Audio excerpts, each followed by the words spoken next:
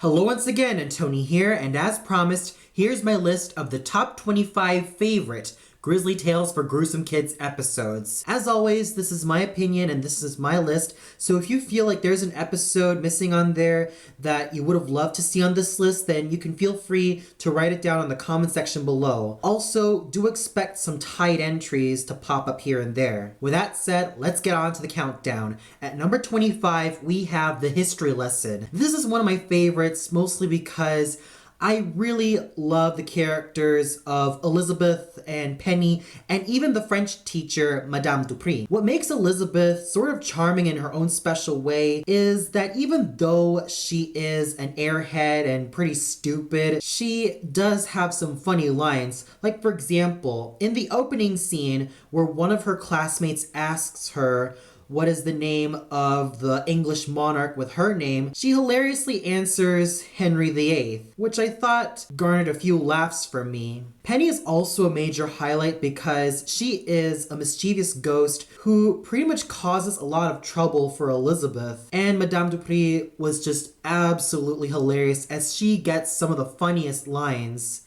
And yes, I know it is kind of mean-spirited of me to say that Elizabeth has a certain stupidity to her that makes her hilarious, but despite that, she does have a charm that backs her up, and I'm not going to spoil the ending, but let's just say that even though she kind of deserved it, you can't help but feel sorry for her. Now, the reason why it's pretty low on the list is mostly because of its pacing.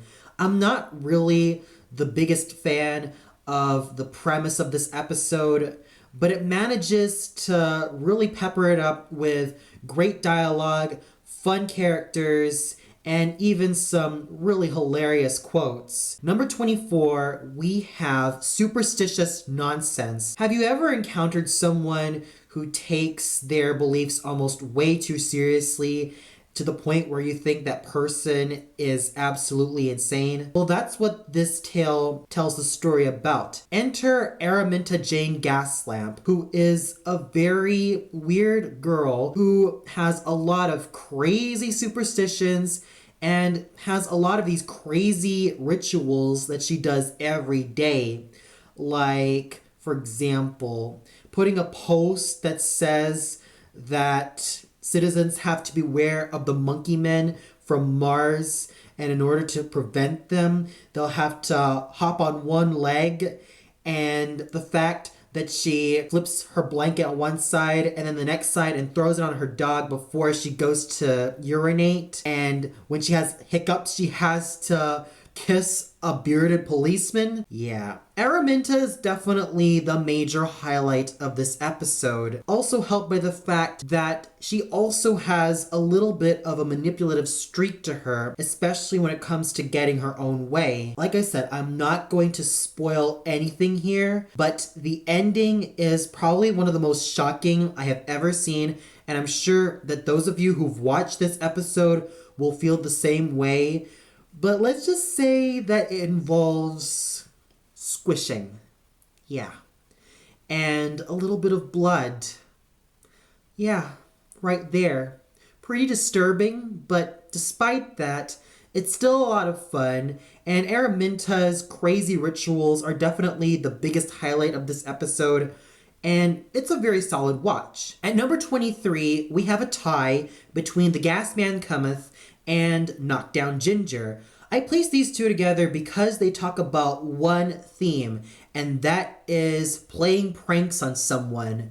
With the Gas Man Cometh, it's basically crank calling, whereas with Knockdown Ginger, it's basically ding dong ditch, as we call it in the USA, but in the UK, they call it Knockdown Ginger. Now, Gas Man Cometh tells a story about a bratty half pint by the name of Stefan, who calls a lot of people through his phone and manages to play a lot of pranks on them until one fateful day where he has an intercepted call from a mysterious voice states that he knows how to make his voice a lot more hilarious than it is. And what makes this episode entertaining is just how much of a show-off Stefan thinks he is. Like, he thinks he is so hilarious, so funny, especially when it comes to his crank calls, that he doesn't know what's going to come to him. With Knockdown Ginger, it basically has not one prankster, but two in the form of Ginger Pie and Mad Milo. So the basic premise is, with Knockdown Ginger, Ginger and his family move to a small town, and there he meets the neighborhood recluse, Mr. Thrips, who tends to his termites and all of his insects. But at the same time, he and his friend Mad Milo play a lot of cruel pranks to him, especially considering the fact that Mr. Thrips is an old man, probably between the age of 90 to 100. And what makes these episodes worth watching is just the fact that these two pranksters don't know what's going to come to them until it's all too late. And they meet some pretty gruesome ends, but Stefan's end is not as brutal as what happened to Ginger, which I dare not tell. You'll have to watch it yourself. But still, it's a solid lesson of what happens to pranksters when they push things too far. Number 22, we have the Grass Monkey.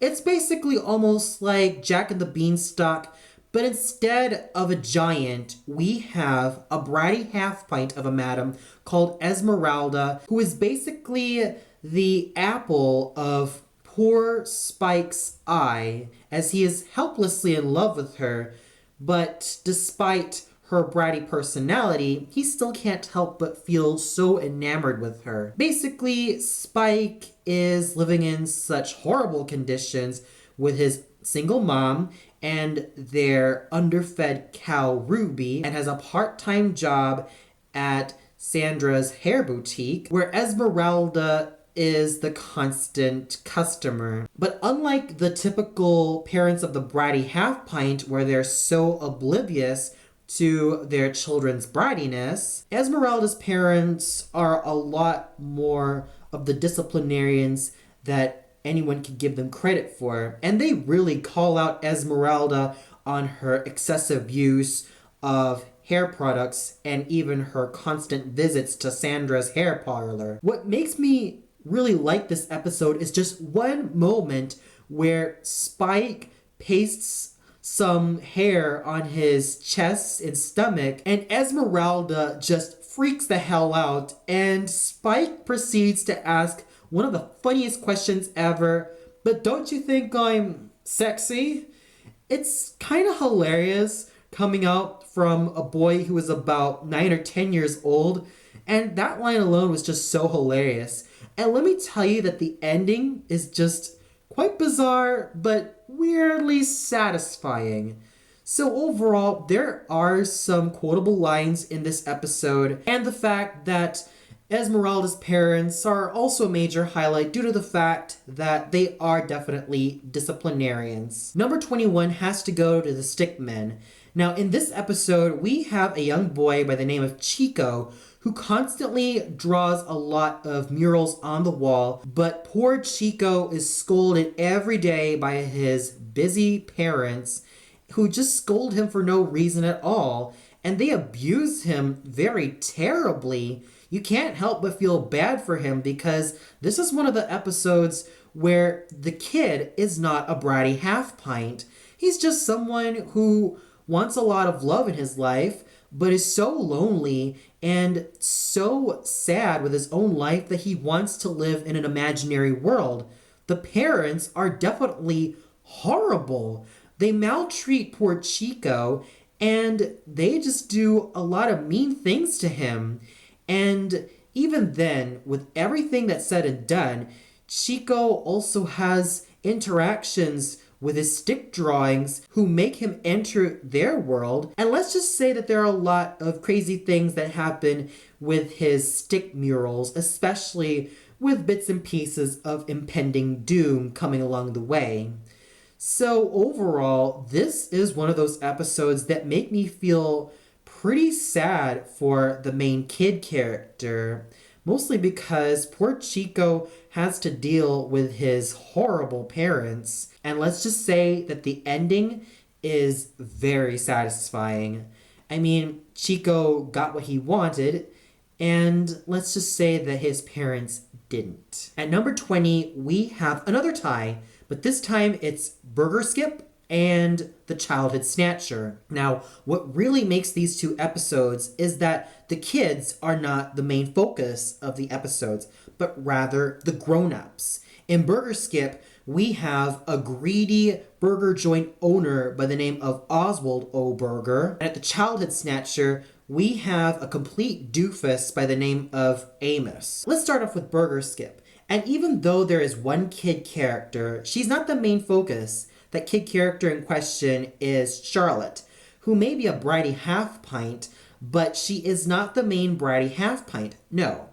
The star of the show definitely has to be Oswald O. Burger, the greedy douchebag of an owner of a burger joint called Burgerskip. And what really makes this character so unlikable is just not only how greedy he is, but how much he doesn't care about nature as he cuts down a very sacred tree despite the warnings that the shaman gives him. And once that tree is cut down, then all hell will break loose upon his very burger joint. With the Childhood Snatcher, we are introduced to Amos, who is a complete nobody and a complete loser in life, who thinks that just by getting famous will make him all the more important. So he manages to hook himself up online and find himself an ideal partner in the form of Betty, and she gives birth to a girl who Amos names Albert,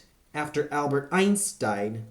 So Amos pushes poor little Albert, who's actually a girl, into a lot of things like arithmetics, literature, maths, sciences, and all sorts of things that a baby could barely understand. And all the while, there is a creature known as the Childhood Snatcher who comes into Albert's room every night to pluck a strand of hair out of Albert's head, thus making her older yet smarter. And what happens to Albert at the end is pretty much in terms of karma, and you can't help but want to give Amos a big, fat, swift kick. So what really makes these episodes just great in their own special way is that it pretty much breaks the usual formula of having the bratty half-pint in the episode, yet focuses on a grown-up who does pretty deplorable things in terms of Oswald's side, but in terms of Amos's side, it's a grown-up who does very stupid things. Number 19 has to go to Sweets and Death by Chocolate. I place these two together because, yeah, they do talk about sweets, but they're totally different stories, even though the topic of sweets is definitely the major theme. Starting off with Sweets, we see a totally destructive little crapsack by the name of Thomas Ratchet, who causes a lot of mayhem in every shop he goes to, making his poor, long-suffering mother feel so embarrassed at his antics that she refuses to buy him sweets. And when she constantly chides him, Thomas is still rather persistent until he strays off and sees a mysterious candy shop owned by an old man who is just so creepy.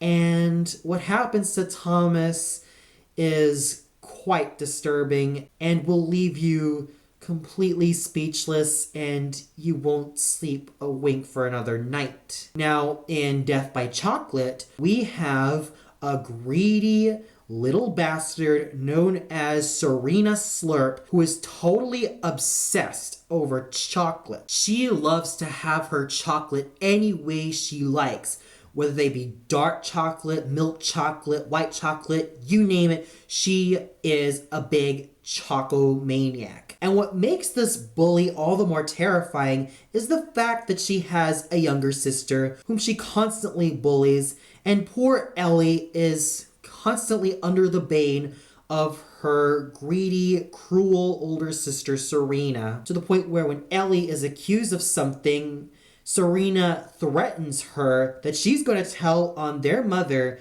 that Ellie did something wrong, and poor Ellie just gets the short end of the stick, all thanks to Serena's bullying. So, overall, Sweets and Death by Chocolate are my most favorites, not just because they talk about these sweet treats with a little bit of an ominous feeling towards them, but because they're quite creepy in their own separate ways, and let's just say that what these brats deserve is more than satisfying. At number 18, we have The Giant Who Grew Too Big for His Boots and The Upset Stomach. I put these two in the same entry because the main stars of these two stories are bullies with insatiable appetites for excessive food. In The Giant Who Grew Too Big for His Boots, we have Huge Hugh, and in The Upset Stomach, we have Ethel Turnip. Let's start off with Huge Hugh. He's basically a huge giant of a boy who constantly eats, but he wants a lot more space, and every time he devours lots of things, he grows bigger and bigger and bigger and bigger. But with Ethel Turnip's case, she's a girl who has an insatiable appetite, but she also wants another stomach, but she doesn't realize that she also has to treat that other stomach like a pet, but she constantly neglects her poor pet's stomach, Rover. And let's just say that what happens to these two bullies with insatiable appetites is kind of satisfying, especially considering that Ethel's demise is a lot more brutal than what happened to Huge Hugh's. And there's also a major highlight in terms of what happened in The Giant Who Grew Too Big for His Boots.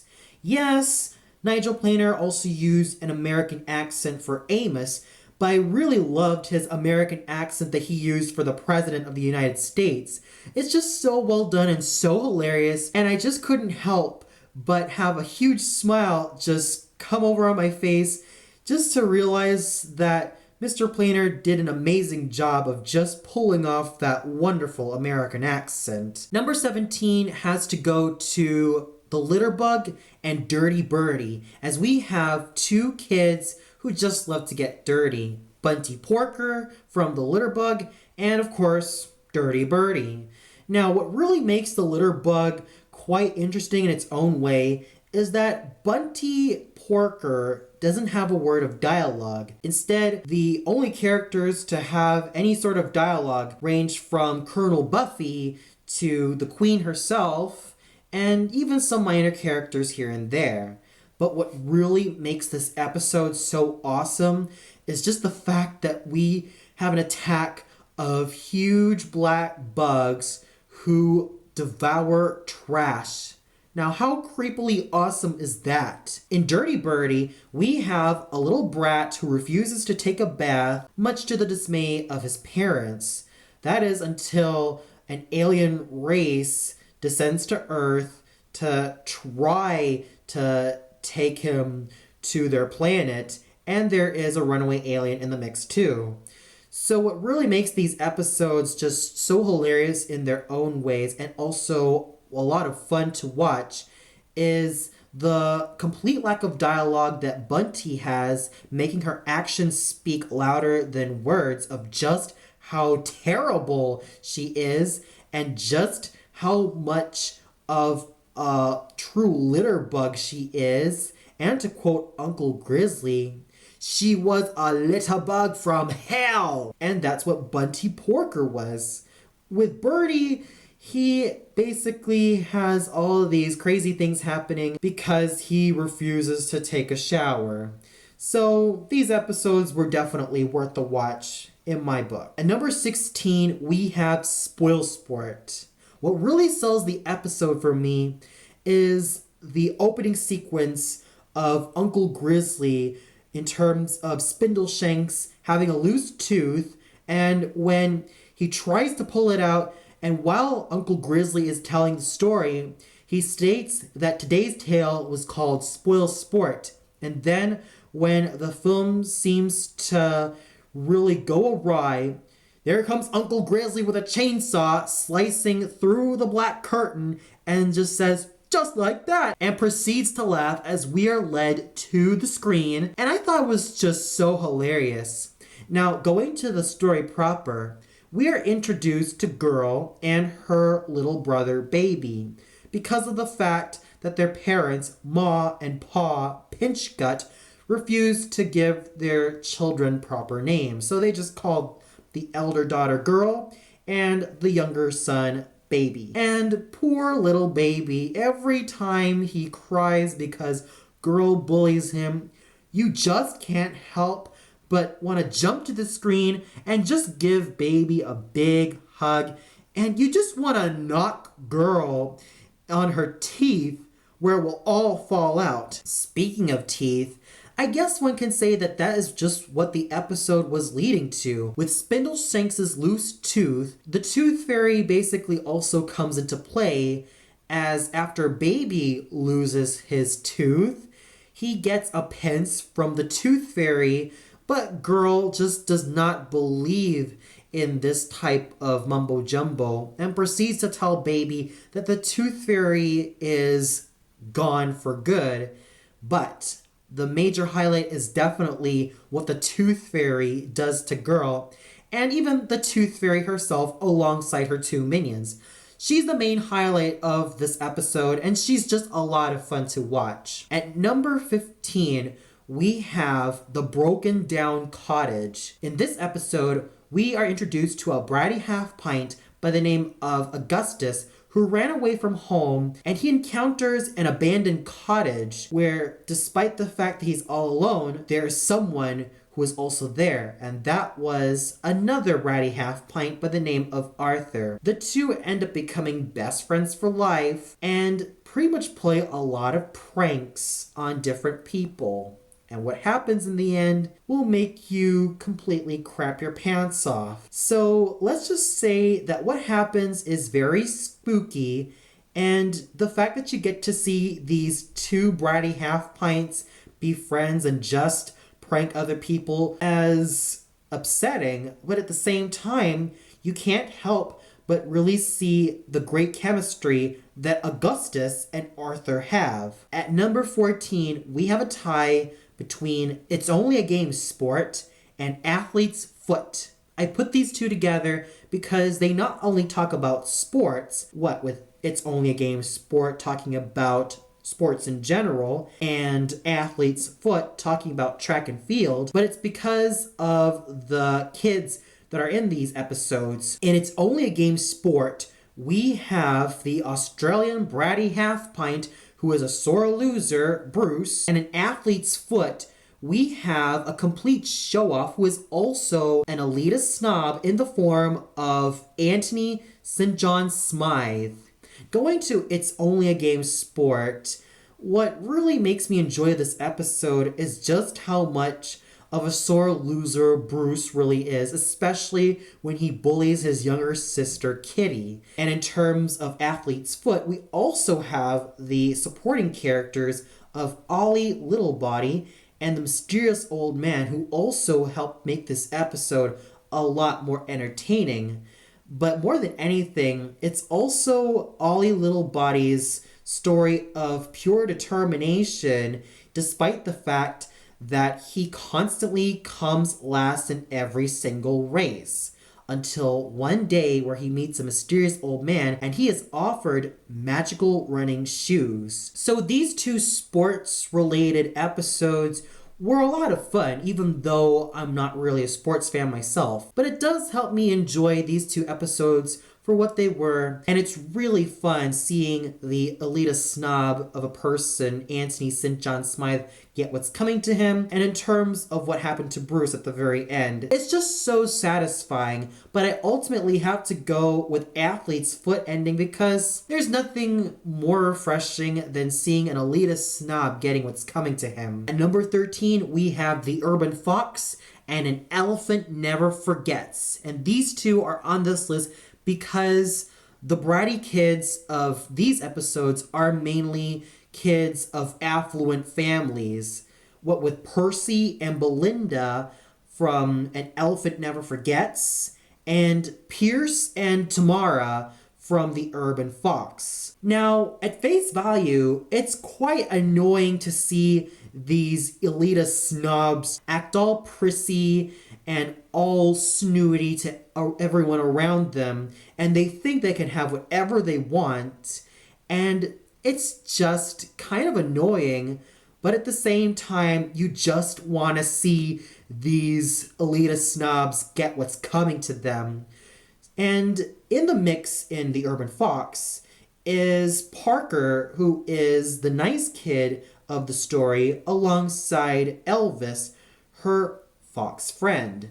And the relationship that Parker and Elvis have is basically like Elvis being the mentor and Parker being the student, but it's also that of best friends. And you really see a great chemistry between these two characters. And that's what really sells it for me from The Urban Fox. And then when we get to An Elephant Never Forgets, there is an elephant that ends up being hunted down, whose foot ends up being sold to the family of Percy and Belinda. And at the same time, that elephant's foot has been used to make a lot of wishes. And what happens to them is pretty much one of the bloodiest endings you will ever see happen in a kid's TV show, much like Superstitious Nonsense's ending. At number 12, we have the Spaghetti Man. Now, the major highlight of this episode is not only the titular Spaghetti Man, who is so creepy yet so entertaining, but also the cantankerous, bratty, and just plain bad-tempered half-pint Timothy King. Now, this little shit is just so entertaining of just how many times he throws his food and refuses to eat what's on his plate, and at the same time, he just complains the absolute hell out of the food that he has on his table.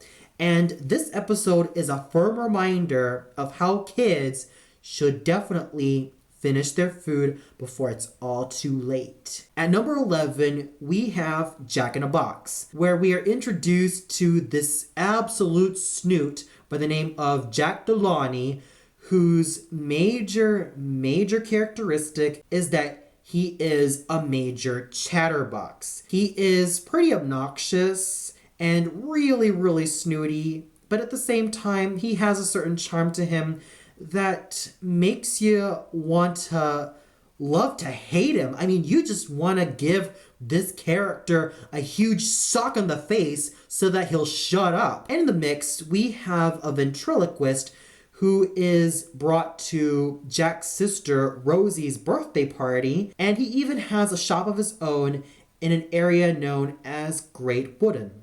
So it's just really fun to see this absolute annoyance of a character, and Jack himself is annoying in a very fun way.